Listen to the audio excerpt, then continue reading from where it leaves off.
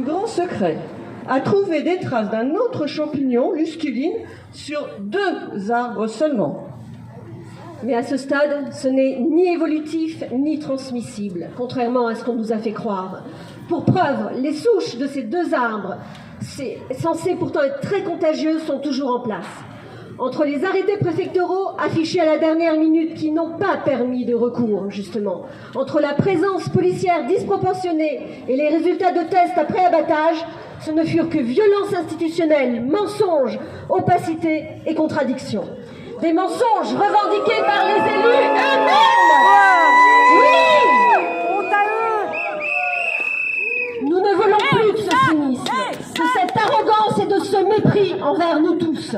Les élus promettent de replanter 75 arbres, mais la charte de l'arbre de Montreuil en prévoit 3 pour un arbre abattu.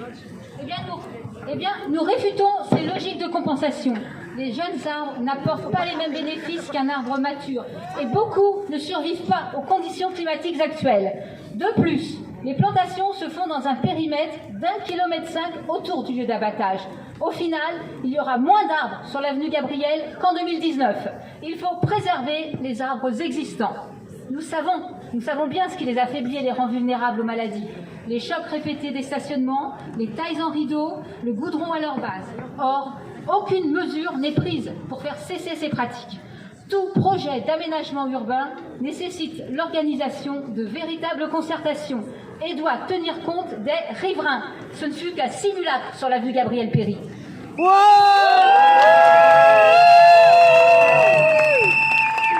Alors, bien sûr, il faut réaménager. Bien sûr, il faut faire plus de place aux mobilités douces dans nos villes. Bien sûr, il faut réduire la place de la voiture. Mais nous refusons d'avoir à choisir entre les arbres et le vélo. Nous voulons les arbres et les vélos. Et il faut savoir que sur Gabriel-Péri, les arbres ont été abattus pour pouvoir créer un morceau de piste cyclable bidirectionnelle qui ne mène nulle part. Pour 500 mètres de piste cyclable bidirectionnelle, 40 arbres sains ont été abattus et c'est absolument scandaleux.